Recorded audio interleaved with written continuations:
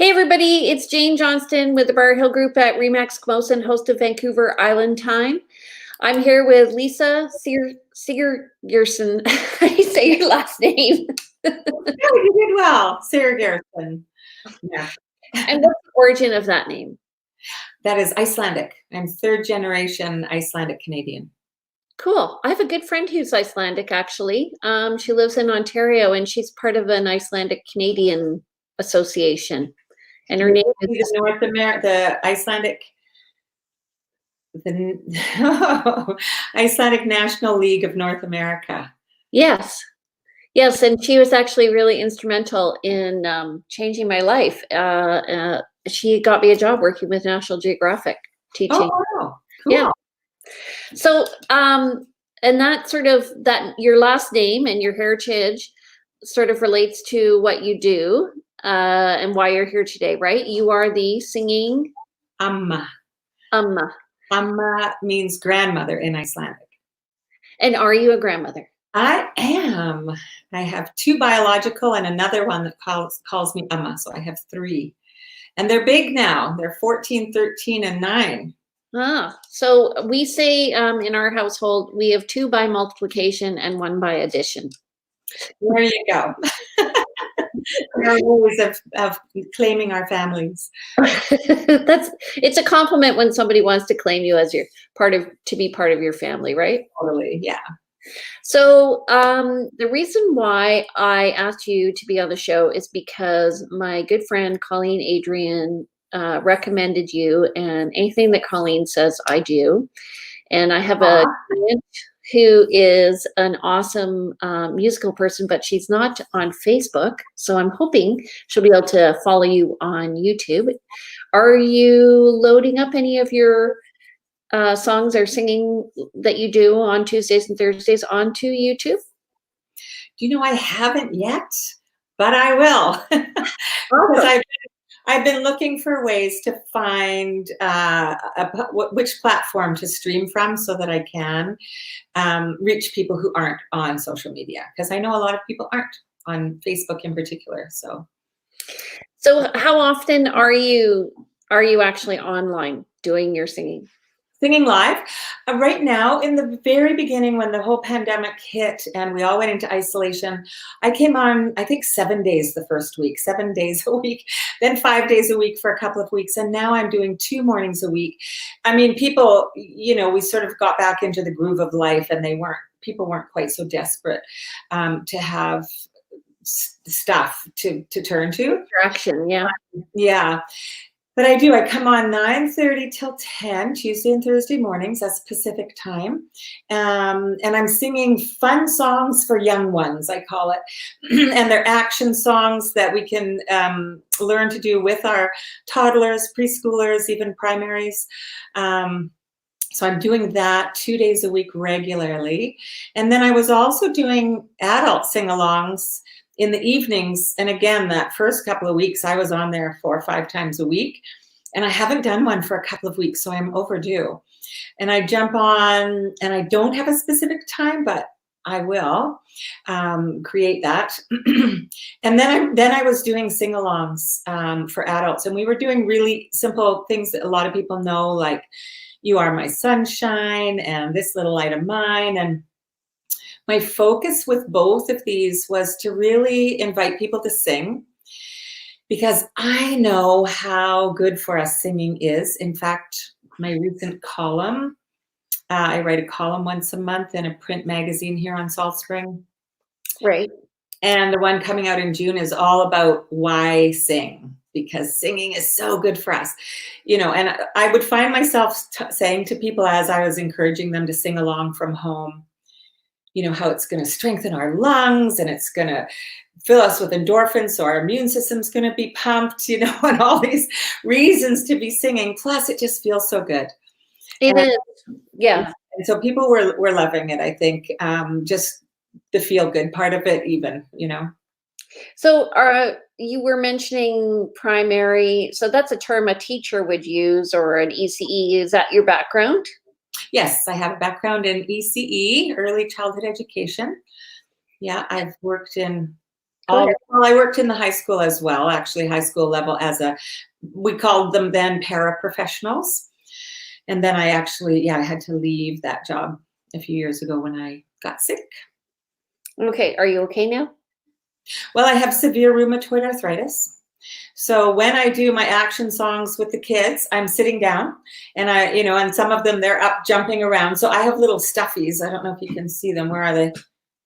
Yep. Oh, right. Yeah, I have little stuffies and I let them do the jumping around on my lap. And who's your audience? Like, are you getting people from Salt Spring or elsewhere as well? I'm getting a lot of people from Salt Spring, partly because I started it we have a Mama Tribe group on Facebook.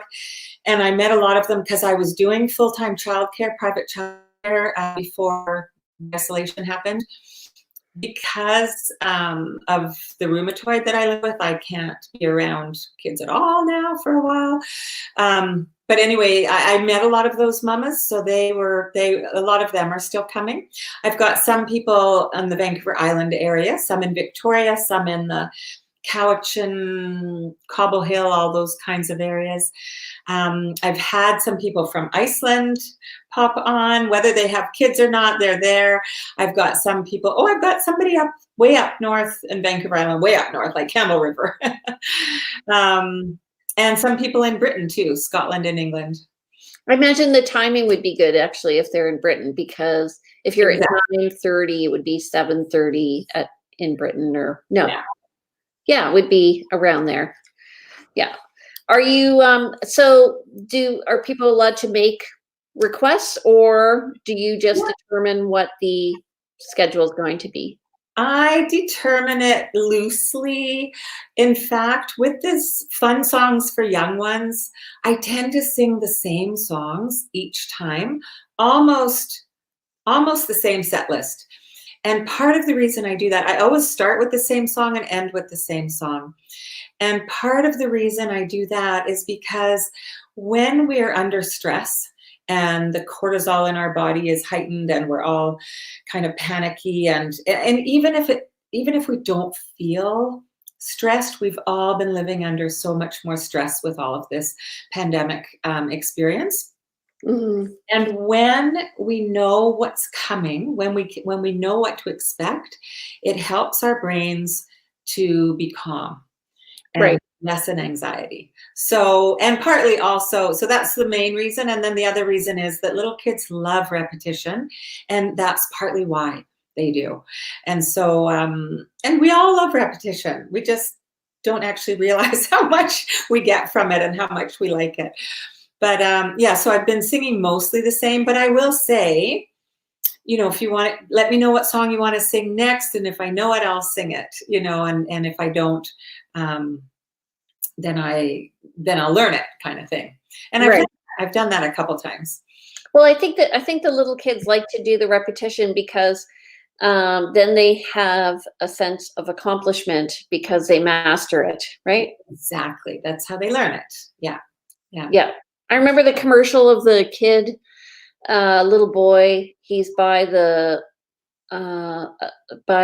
fridge, and he's got the ice cube machine, and he's pressing it over and over and over again, and all these ice cubes are falling out. And that was the point they were making. Yeah. So, for your parents, are you doing the same format? Is it repetitive, or are you with the adult sing-alongs? Oh, adult, sorry. Yeah, not necessarily parents. I had a pretty small set list just because I wanted them to be songs that were familiar to people. But then I started adding in some of my own songs. I am a singer-songwriter. And so I started adding in some of my own songs that seemed pertinent. There's one that's called Let There Be Peace, and it is very repetitive, and there's a lot of words that are really easy to pick up on. And it's basically a song of prayer, almost, just wanting peace, starting here and here, thinking and the words, and then moving out into the world and coming back to the self. So, and I thought that even though we weren't in a wartime, it's a great thing always to focus on is peace, I think. I think we are anymore. Yeah. It feels like it. I know it does, doesn't it? It Yeah. re I always, I don't know, my parents grew up in Britain during the Second World War, and I don't know why, I just, like, have these memories of my mom talking about, the way the community came together and just the changes. So Mhm. I just see it. They actually started a theater. My grandparents and my Oh. grandparents and my mom and my aunt started a theater. My mom and my aunt were really young, but yeah. Cool.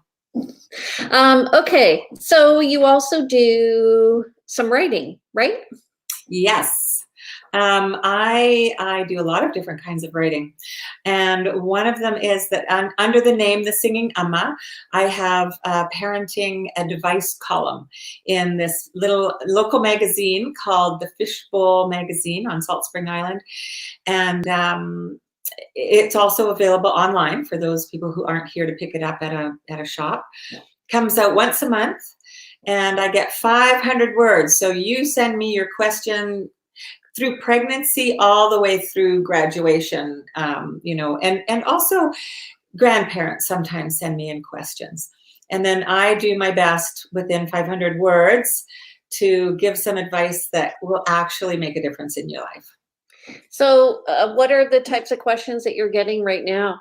Because I have an 18-year-old who's about to graduate, and Mm, you know, for him, it was really upsetting. He wasn't going to be able to cross the stage and get his graduation. He's getting a double dogwood. So, aw. but it turns out now that they are. But for a while there, he was quite distressed. Are you helping them cope, or are they talking about how to deal with being all in the same place? How are you dealing with it? Yeah, it's so hard for kids of all different ages. Everybody has their own difficulty with coping and the upsets that each of the different ages of kids are going through. Um, One of the questions that I did have was about how to keep kids away from the screens because I tend to, and it's so funny that I'm now doing all this on screen live sing alongs because I actually advocate for less screen, more green. I am a nature lover, 1,000,000%, and I want kids outside as much as possible.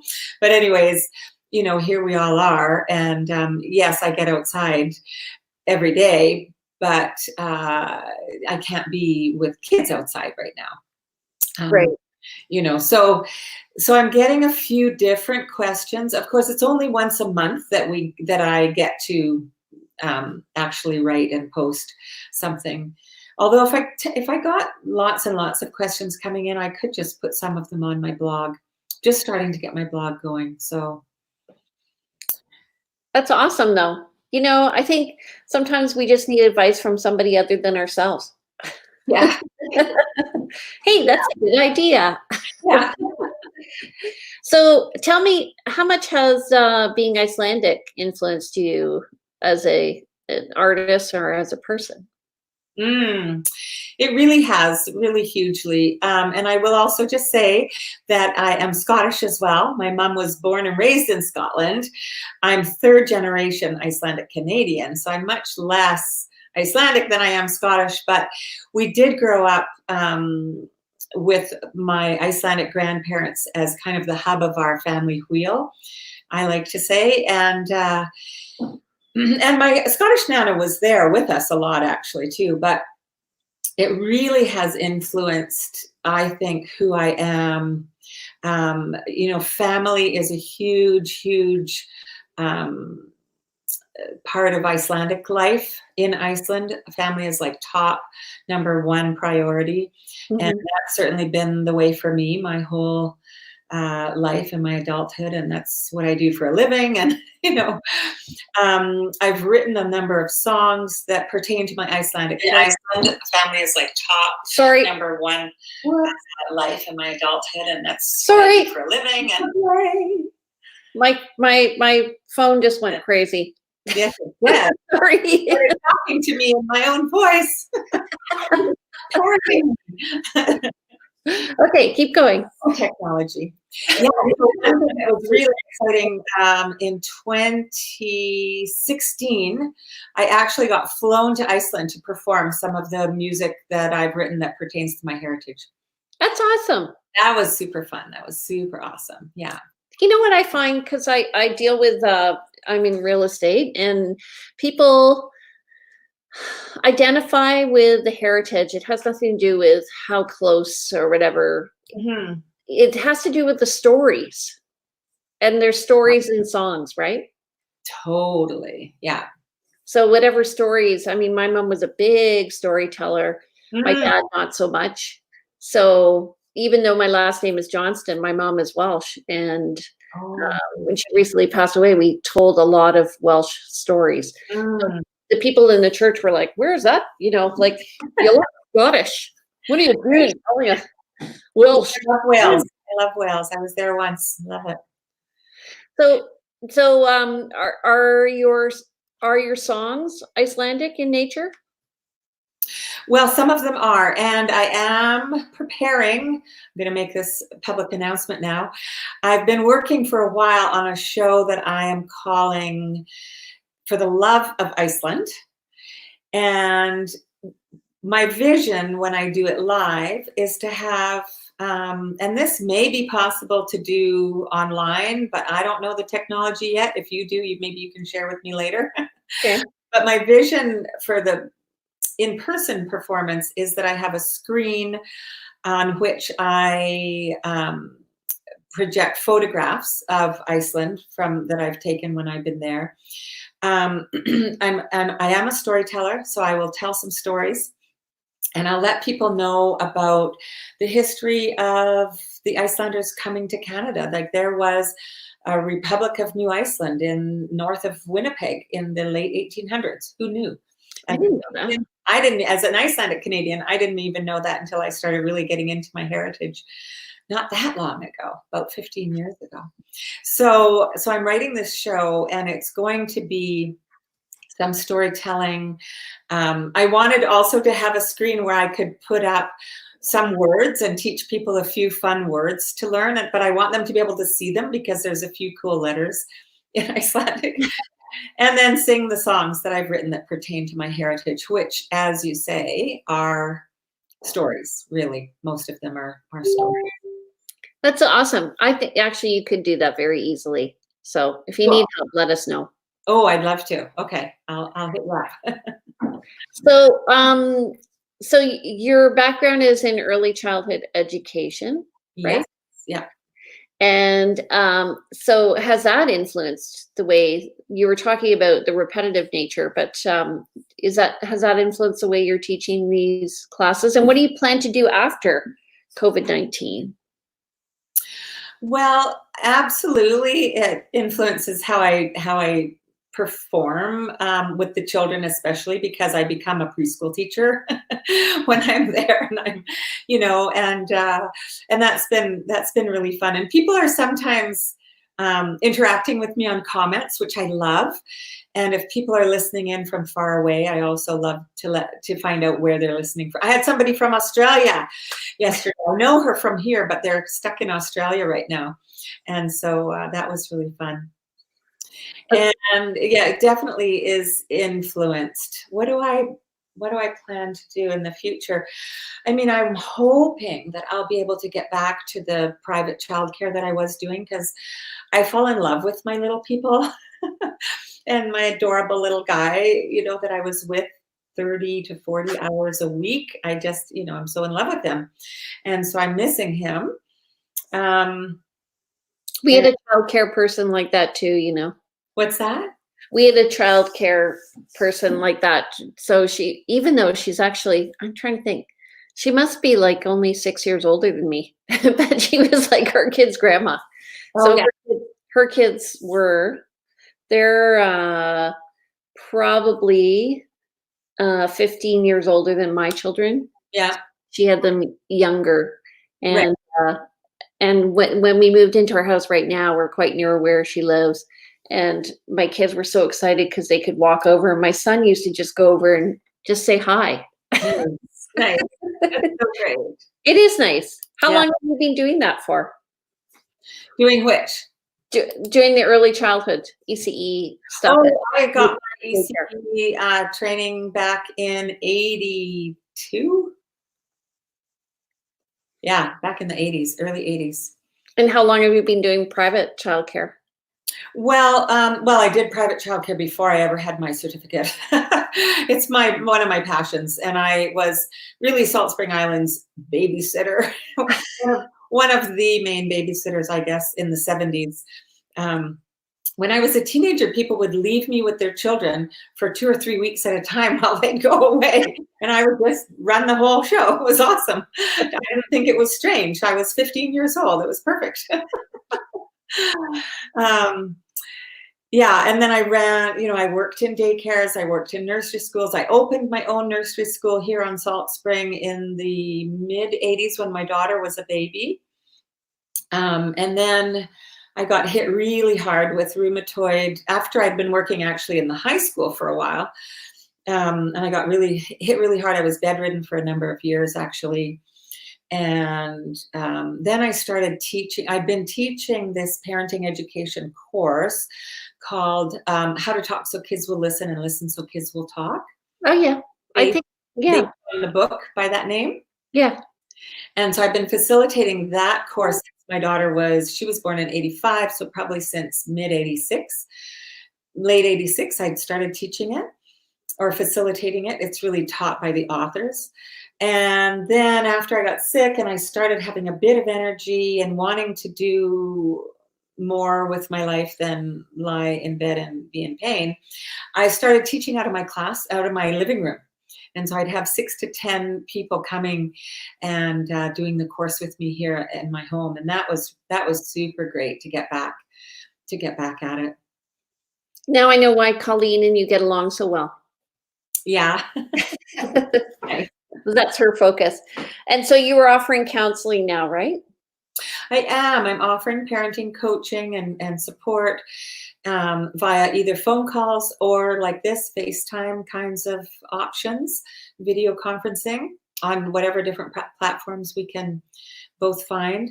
And I've had some really beautiful experiences throughout the last few months, really supporting people in because it's stressful for kids being stuck with their parents all the time.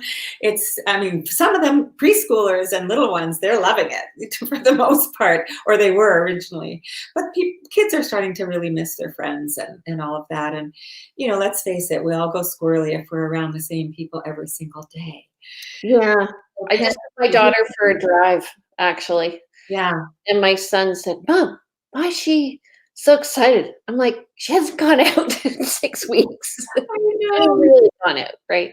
I was actually, I get to visit outside at my daughter's and my grandson's house.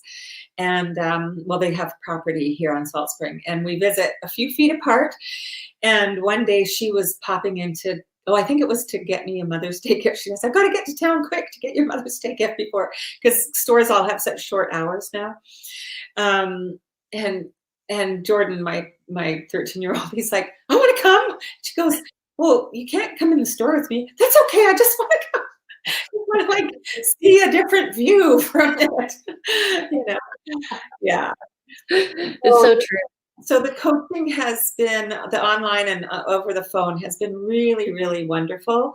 Um, I am thinking of offering the course online too, if I could find a platform where I could have like this one that you're using and or Zoom, where a number of people can be in a room together so that we could create a group. So I am considering doing that. And if I had 10 people interested, I would do it. So I think that well, Zoom is better than this platform for sure. cool. Yeah, you can fit 50 people in if Yeah, you yeah. Well, I can't work with that many, but I can work with 10 to 20 somewhere in there. Yeah. You know what, so I went to choir. Have you heard Oh, and they were very good. They sang a song we sang a song that I didn't know all the words to, but they take you through it and they have like kind of karaoke, the words up on the screen and then you do need somebody else to help you go through it, but yeah, it worked really well. It was so much fun, and by the end, everyone's grooving together. So Oh, yeah. Well, I hadn't thought about doing the singing in a group. I think about doing the coaching. parenting course. The Okay, actual, yeah. yeah, it's a 7-week course in over the course of 7 weeks, once a week. Awesome. Mhm. Do you want to share? We have a few minutes left. Do you want to share a song? Sure. If What you want to. song? What kind of song should I do? I guess I ought to do one for the kids since I am the singing Amma.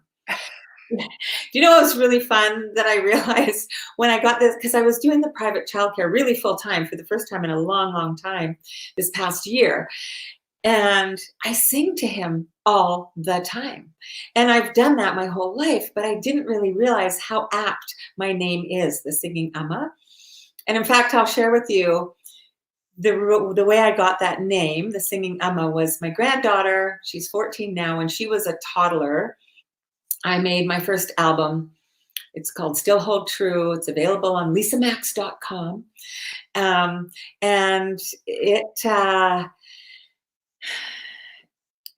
I'll sing, that's what I'll sing. I'll sing the first track, part of the first track off that album. And it's kind of upbeat. And I've had a few little kids back in the day when the album was new and it was being played a lot. It kind of vied for top place with Baby Beluga. Oh yeah. Oh yeah. That was pretty high praise. And so when my granddaughter wanted to hear Aya, the song is called, she would say, I want the singing Amma. And that's where the name came from. Awesome. So Aya means I love you in my daughter's toddler language. She would say, Aya, mama, Aya. Oh. Yeah. And on the, I think I've got that song on the singingamma.com. And on the track, at the very end of the track, you actually get to hear her when she was a toddler.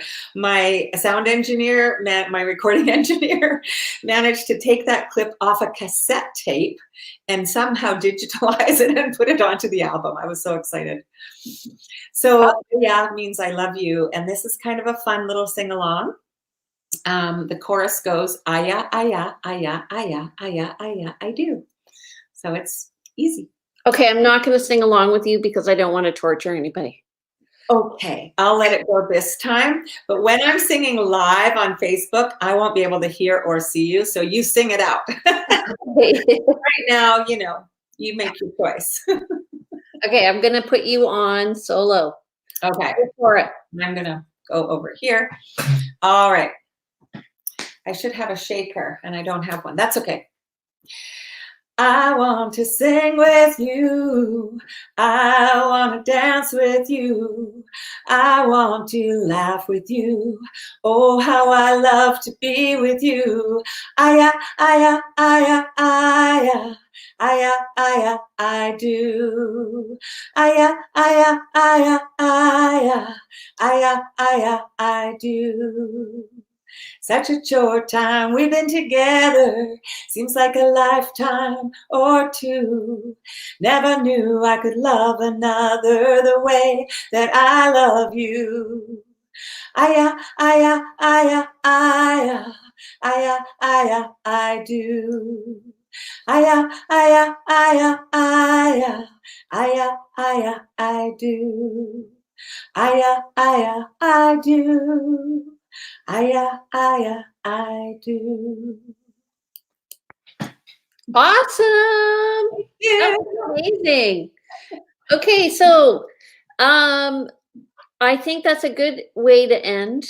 So if you guys want to follow Lisa, you can follow her 9:30 to 10 p.m. Tuesdays and Thursdays. And do they AM. AM? Thank you.